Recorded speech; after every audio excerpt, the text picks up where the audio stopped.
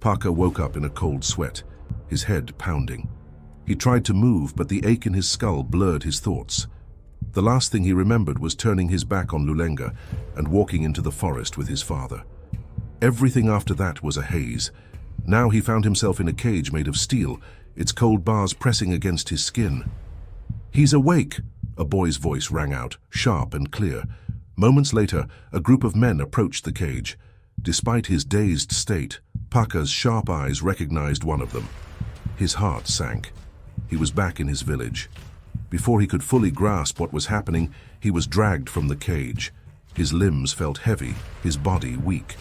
The men hauled him through the familiar paths of his home, and soon he knelt before his father, Shumba.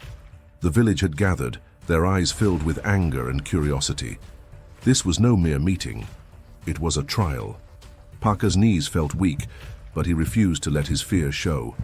His father looked down at him, with disappointment and pain. Beside Shumba, Parker's mother sat silent, her eyes fixed on the ground. She couldn't bear to look at him. "Parker, son of the lion," Shumba's deep voice rumbled through the crowd, silencing the murmurs.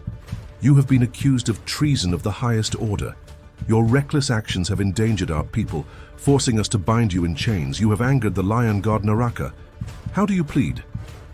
The villagers looked at Parker, some filled with hatred, others with pity. Parker lowered his head, his thoughts racing. He knew the punishment for treason, banishment or worse. He knew they would not banish him, leaving him to roam wildly and do as he wished. For a long moment, he was silent. Finally, he lifted his head and spoke, his voice steady but defiant. "Not guilty." The crowd gasped,